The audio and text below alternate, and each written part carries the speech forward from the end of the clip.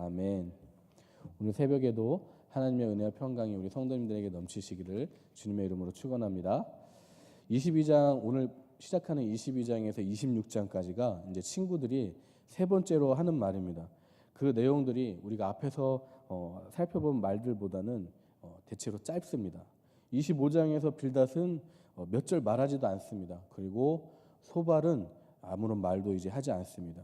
그리고 우리가 계속해서 확인하고 있듯이 친구들의 대화가 그 분위기가 어떻게 되어지고 있습니까? 처음에는 위로의 분위기였는데 그 분위기는 사라지고 정죄의 분위기로 바뀌고 있습니다. 처음에는 욥에게서 억지로라도 죄의 고백을 이끌어내고자 했던 노력들은 이제는 그냥 욥이 죄를 범한 자라고 선언하는 것으로 바뀌는 내용입니다. 오늘 22장은 엘리바스가 세 번째로 하는 말인데 무슨 말을 하냐면 하나님을 너무나도 초월적인 분으로만 얘기하면서 욥과 같은 한 개인에게는 세심한 관심을 가지지 않는 분이다 이렇게 얘기하고 있습니다.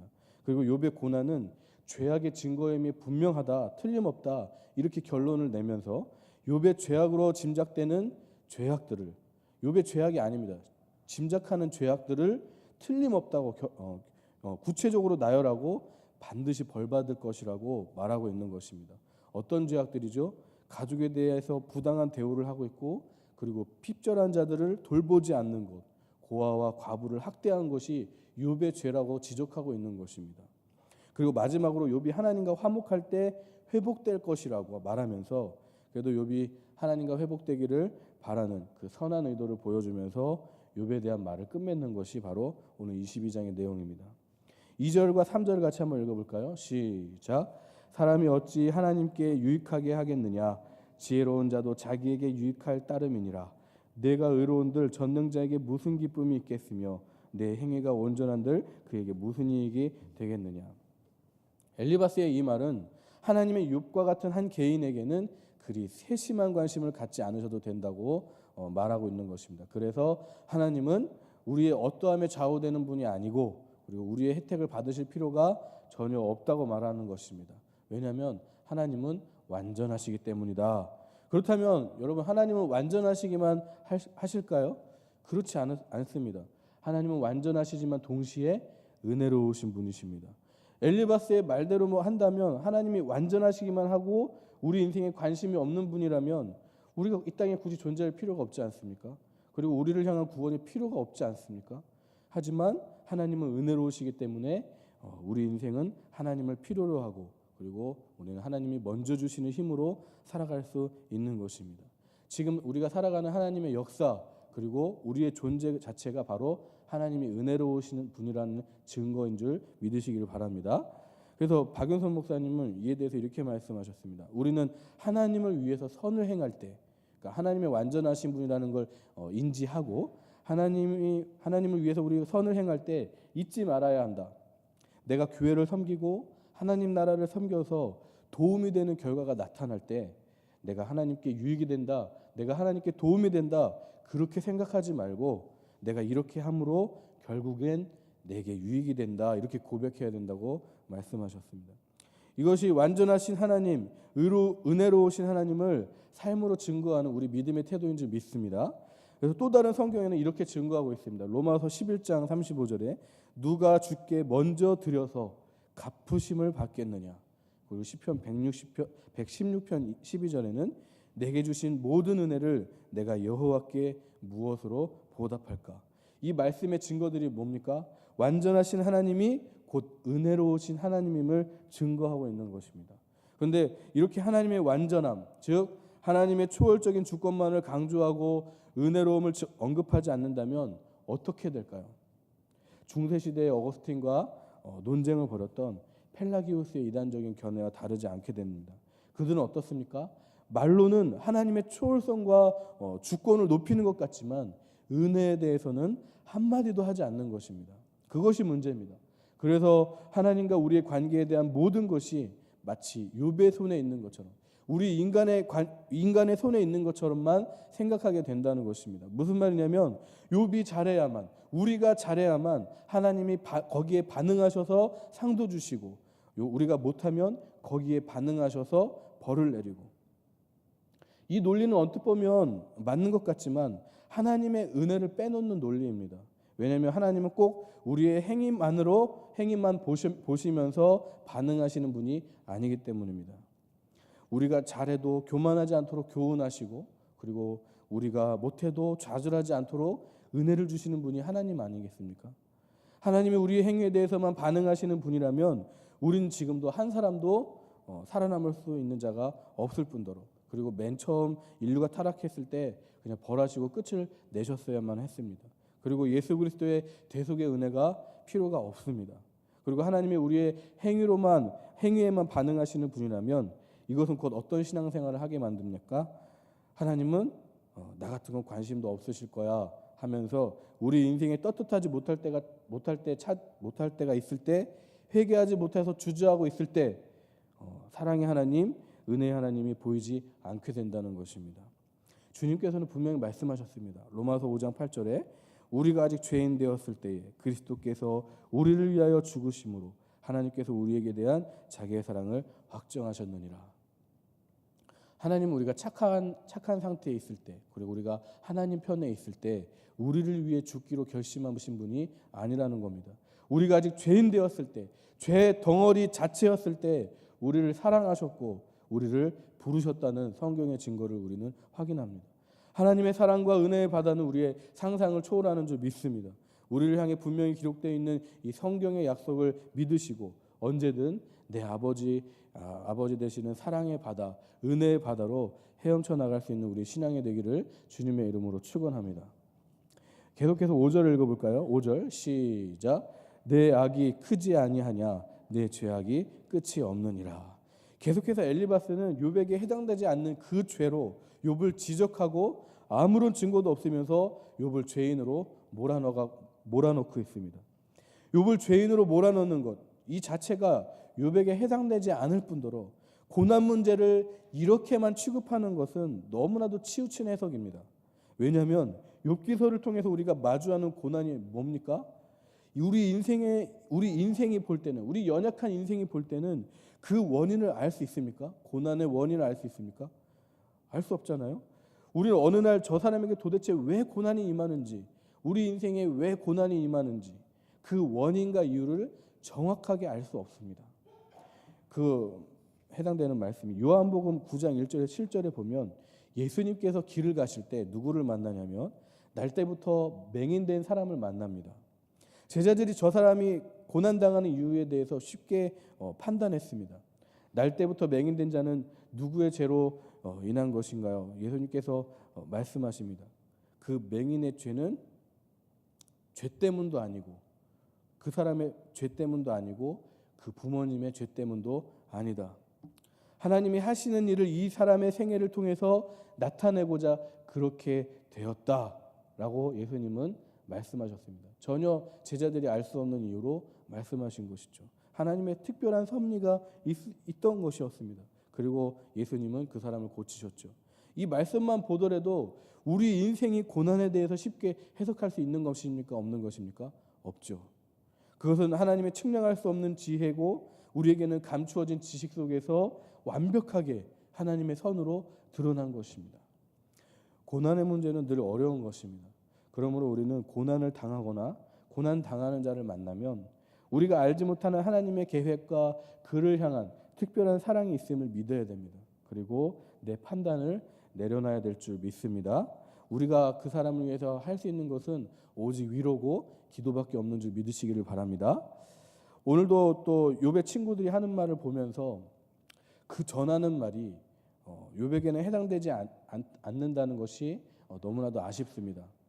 그런데 성경은 이 욥에게 해당되지 않는 이 의미 없어 보이는 이 말들을 분명히 우리가 읽도록 허락하셨다는 것입니다. 왜 그럴까요?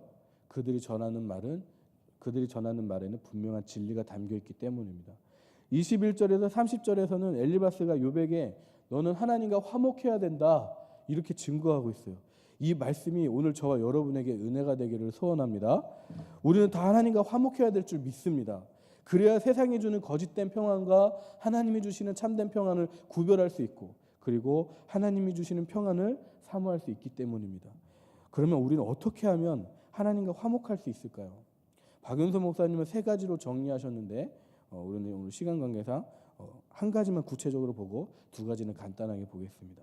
첫 번째는 우리가 하나님과 화목할 수 있는 게 첫 번째는 하나님의 교훈을 우리 마음에 두어야 한다는 것입니다. 22절을 같이 읽어보겠습니다. 22절 시작. 청하건대 너는 하나님의 입에서 교훈을 받고 하나님의 말씀을 내 마음에 두라. 여기서 마음에 둔다는 건 무슨 뜻이냐면 우리의 피와 생명을 움직이는 심장, 그 심장 속에 우리가 가장 아끼는 애정을 둔다는 것입니다. 우리의 애정 속에 둔다. 하나님의 말씀을 우리의 가장 아끼는 심장 속에 둔다. 우리의 애정 속에 담아둔다는 뜻입니다. 근데 우리가 하나님 말씀에 왜 애정이 생기지 않을까라는 것을 볼 때 그 원인은 내가 좋아하는 대로 하려고 하고 하나님의 교훈대로 할 마음이 없는 까닭입니다. 예를 들자면 부모님이 자녀에게 공부하라고 말합니다. 공부하라고 부모님께서 계속 말하는데 자녀는 어떻습니까? 계속 그 말 안 듣고 게임하고 친구들이랑 놀러 가는 거죠. 부모님의 말을 순종하지 않는 건 물론이고 때로는 그 말을 듣는 것조차 싫어합니다. 왜냐하면 자녀의 목표가 잘못되었기 때문에 그렇습니다. 가정의 평화가 목표가 아니라 부모님의 말을 듣는 것을 목표가 아니라 자기가 하고 싶은 그 욕심의 충동에 따라서 행동하는 것이 목표이기 때문에 그래서 부모의 말을 순종하지 않으면서 자기가 하고 싶은 것을 더 좋아하게 되는 것입니다. 우리 믿음의 사람들도 마찬가지입니다. 그 생활 목표를 분명하게 하나님께 두지 않는다면 우리의 소원대로 할 마음이 간절하면 하나님 말씀 듣기를 싫어하게 되는 것입니다.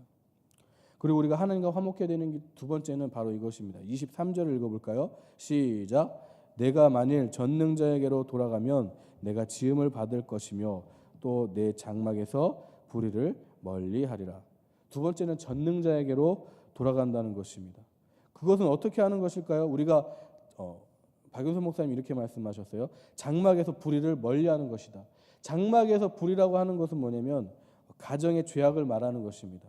밖에 나가서는 점잖은 사람처럼 보이지만 교회에서는 거룩한 모습을 보이지만 가정에 들어가면 마귀 노릇하는 것이죠. 그렇다면 그들이 왜 그렇게 할까요? 그 이유는 그들이 가정에서는 허물이 가려지는 줄 알고 조심성 없이 행하기 때문입니다. 그것은 그들이 스스로 속은 생각에서 연출한 행동이라고 볼 수 있는 것입니다. 사람은 제일 먼저 그 가정에서 옳게 행동해야지 그 자신도 발전하고 그리고 가정은 발전하는 것입니다. 그리고 우리가 잊지 말아야 될 것은 가정은 사람의 생활의 근거점이라는 것입니다. 우리 자녀들도 마찬가지죠. 가정에서 잘해야지 앞길이 형통한다는 것입니다. 잠언서 30절 17절 말씀에 근거해서 불의를 멀리하라는 말씀은 정말 귀한 것입니다. 사람이 죄를 가까이 하면 어떻게 됩니까? 당연히 범죄하게 돼 있습니다. 그 이유는 죄는 사람의 마음을 유혹하기 때문입니다. 그래서 우리가 하나님과 화목하기 위해서는 전능자에게로 가야 한다는 것입니다. 분당우리교회 이찬수 목사님 예전에 중고등부 학생들 50명도 안 되는 학생들 놓고 부흥회를 했던 말 중에 이런 말씀을 하셨더라고요. 내 앞에 성인 잡지가 있고 성경책이 있으면 나는 뭘 선택할까 이렇게 물어봤대요. 그때 대부분 학생들이 어떻게 손을 드느냐면 성인 잡지를 볼 것 같다고 손을 들었다고 합니다. 근데 이찬수 목사님의 대답도 다르지 않았어요. 내 앞에 성인 잡지가 있고 성경책이 있다면 나는 무엇을 집을까? 내게 가장 가까이 있는 것을 나는 집게 될 것이다 라고 말씀하셨습니다. 그것이 무슨 오늘 증거하는 말씀과 다르지 않습니다. 불의를 멀리하지 않으면 불의를 가까이 하게 되면 우리는 죄에 빠질 수밖에 없다라는 것입니다. 그러므로 우리는 오늘 주신 말씀처럼 항상 주님을 가까이 하고 전능자 앞으로 가까이 갈 수 있기를 주님의 이름으로 축원합니다. 그리고 하나님과 화목해지는 세 번째는 하나님을 대신하는 것을 버려야 한다는 것입니다. 24절을 같이 읽어볼까요? 24절 시작. 내 보화를 티끌로 여기고 오빌의 금을 계곡의 돌로 여기라. 그렇게 했을 때 25절입니다. 시작. 그리하면 전능자가 내 보화가 되시며 내게 고귀한 은이 되시리니. 하나님을 내 하나님으로 모시기 위한 모시는 일이 우리 생활의 1순위가 된다면 우리는 하나님 앞에 아까운 것이 없는 줄 믿습니다. 자, 우리가 이렇게 세 가지 하나님과 화목하기 위해서 첫 번째 하나님의 말씀을 우리 마음에 두고, 두 번째 전능자에게로 가까이 가고 불의를 멀리하고, 그리고 세 번째로 하나님을 대신하는 것을 버린다면 어떤 축복을 받느냐? 26절에 하나님을 기뻐하게 될 것이다. 하나님만으로 만족하게 될 것이다라는 거죠. 그리고 27절 한번 읽어볼까요? 27절 시작. 너는 그에게 기도하겠고 그는 들으실 것이며. 그러니까 두 번째 축복은 이것입니다. 기도가 열리고 응답받을 것이다. 그리고 27절 하반절을 이어서 읽어볼까요? 시작. 너의 서원을 내가 갚으리라. 세 번째 축복은 하나님께 기도해서 결심한 것을 실행할 것이다라는 것입니다. 그리고 28절 네 번째 축복입니다. 시작. 내가 무엇을 결정하면 이루어질 것이요 내 길에 빛이 비치리라. 경영하는 일이 형통하게 될 것이다라는 축복입니다. 29절입니다. 시작. 사람들이 너를 낮추거든 너는 교만했노라고 말하라. 하나님은 겸손한 자를 구원하시리라. 남들에게 천대와 멸시를 받게 되면 하나님께서 도리어 너를 높여주실 것이다 라는 축복을 주신다고 하셨습니다. 30절입니다. 시작. 죄 없는 자가 아니라도 건지시리니 내 손이 깨끗함으로 말미암아 건지심을 받으리라.